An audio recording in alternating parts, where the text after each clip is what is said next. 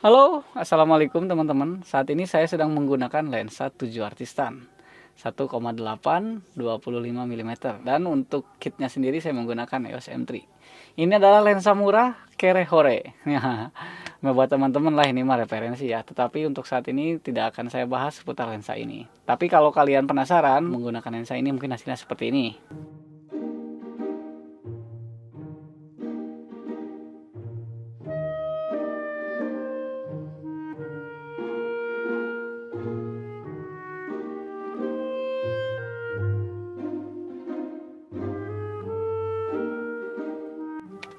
Oke teman-teman, kita sedikit berbicara ya terkait dengan YouTube.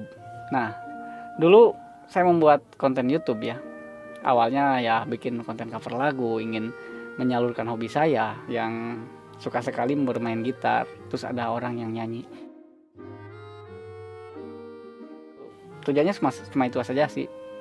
Terus saya tidak terpikir dengan yang namanya monetize, saya tidak terpikir dengan yang namanya AdSense, saya tidak terpikir dengan yang namanya jam tayang.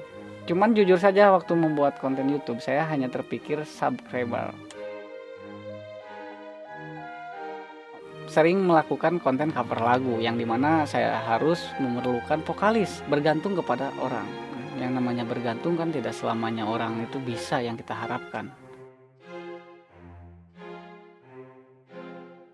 Pada saat waktu saya libur, mungkin teman saya yang menjadi vokalis dia sedang ada kesibukan, jadi tidak selamanya kita bisa bersama lah. Pada waktu itu saya memutuskan untuk membuat konten review. Saya sering membeli peralatan ya buat konten di YouTube, lalu saya review alat tersebut. Sekaligus saya melatih untuk berbicara di depan kamera, karena jujur saja ya teman-teman, berbicara di depan kamera itu lebih kaku teman-teman dibanding saya harus berbicara di depan banyak orang. Kalau berbicara dengan lawan jenis ataupun dengan sesama jenis ya, adalah minimalnya ada teman saya di depan. Ini enak ya, kita berbicara, saya bertanya, "Hai, apa kabar?" "Alhamdulillah, kabar aku baik. Bagaimana kabar kamu?" Itu kan enak ya. Jadi ada saling tanya jawab. Beda kalau kita berbicara di depan benda mati. Kita harus ngobrol sendiri, kita harus membuat pertanyaan sendiri, bahkan kita juga harus menjawab sendiri dengan cara memutar otak ya, dengan ya seperti itulah. Tuh saya begini kan ngomong. Tapi setidaknya meskipun ngobrol saya seperti ini, setidaknya alhamdulillah sudah ada kemajuan dibanding waktu pertama kali saya membuat konten review. Itu ngobrolnya Gusti, kayak orang yang mau minta sumbangan men. Ya seperti itulah. Jadi seiringnya waktu lalu, saya tuh banyak sekali ya pembelajaran dari YouTube ini. Dan tidak terasa sampailah pada monetize ataupun pada AdSense. Di sini banyak teman-teman yang mengira bahwa ketika konten saya sudah mempunyai iklan, dia bertanya, pertanyaannya begini, "Gen, per bulan berapa Pak?" Sebelum saya jawab, kenapa konten-konten yang sudah besar tetapi dia melakukan giveaway? Alasannya kenapa? Ya alasannya supaya banyak penonton, banyak yang nonton. Tapi giveaway itu ada dua tipe ya. Ada yang cuman ditonton terus komentarnya harus seperti itu. Nah mungkin giveaway yang seperti itu kurang keren gitu kalau menurut saya. Lebih keren yang giveaway mereka harus mempunyai karya, lalu hashtag IG-nya ini. Nah lebih keren yang seperti itu dibanding cuman tolong ditonton aja. Jadi itu seperti mengemis-ngemis supaya kontennya itu bisa ditonton, dan menurut saya curang sih. Kalau yang saya harapkan YouTube itu sekumpulan orang kreatif lah. Sekumpulan orang yang kreatif di bidang visual dan audio ataupun di bidang kreativitas ya. Bukan seperti di bidang giveaway gitu. Kalau menurut saya pribadi. Jadi intinya bukan per bulan di YouTube itu. Jadi bagaimana jumlah penonton. Kalau penontonnya banyak, kalau misalkan yang komennya banyak, yang like-nya banyak, itu akan mempengaruhi dari penghasilan. Nah, bener gak saya ngobrolnya gitu? Ya pokoknya intinya semakin banyak yang nonton, ya semakin bagus gitu. Kalau menurut saya ya, membuat konten YouTube itu bukan berarti alatnya yang harus bagus, bukan tempatnya yang harus keren, tetapi konsepnya yang harus bagus, kreativitasnya yang harus bagus. Salah satu contoh seperti gitaris Alif Bata.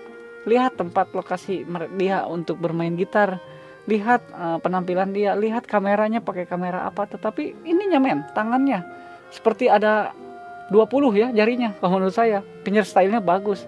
Yang nonton itu sampai di komentar sama gitaris dunia ya, seperti Slash itu favorit saya, gitaris favorit saya ya.